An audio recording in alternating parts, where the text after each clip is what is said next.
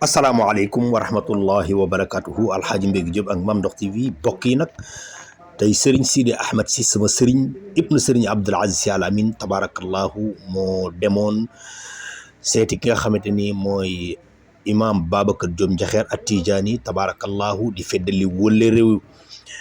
maamam ju tedd ja Cheikh Seydi Aboubacar Sy tabarakallahu ak suñu maam Babacar Diop Njaxeer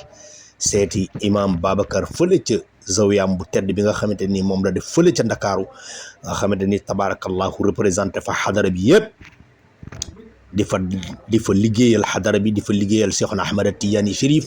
teg ko ci ndigalu baayam bu tedd ba nag Serigne Abdoul Aziz Sy Al Amine bokk yi nag loolu la Serigne Sidi Ahmed si ñëw fii nga xamante ni mooy kër imam Babacar Diop Njaxeer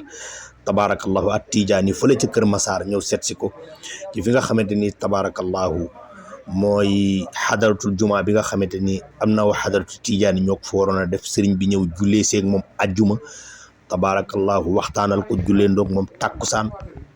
ànd ak moom ca xadara ba jullee ndoog moom timis waxtaan ak moom tabarakallahu di loo xamante ni ku yeeyoon sama maam Babacar Diop Njaxeer wax ko ni ko sëriñ Sidi Ahmed si doomu sëriñ Abdoul Aziz Al Amine surtout sëriñ Babacar si bi ñëw na ci sa kër turandoo ba ca zawiyam ba ziar ñëw seet si ko waxtaan si ak moom feddali wër la digganteem ak xadara bi yëpp xol ba dana sedd waaye la ci gën a neex mooy surtout Cheikhna Ahmad Tidiane Chérif ñëw fa nag tabarakallahu ngir defar li nga xamante ni mooy jotaay ba waaye nag di ci sant bu baax kooku ñuy wax Serigne Fata Sarr di jàmbaari fakk tëdd jooju nga xam liggéey bi mu yor Serigne Abdoul Aziz Al Amine moo ko joxoon waaye Serigne bi ñëw ak simplicité Serigne bi ñëw ak mbaax Serigne bi ñëw tabarakallahu ak xol bu yaatu tabarakallahu ñëw nag fekk si li nga xamante ni lii ñun ñëpp bokk ci Serigne Babacar Diop Njaxeer sunu xol yi sedd na ci lool ndax sunu xel day dellu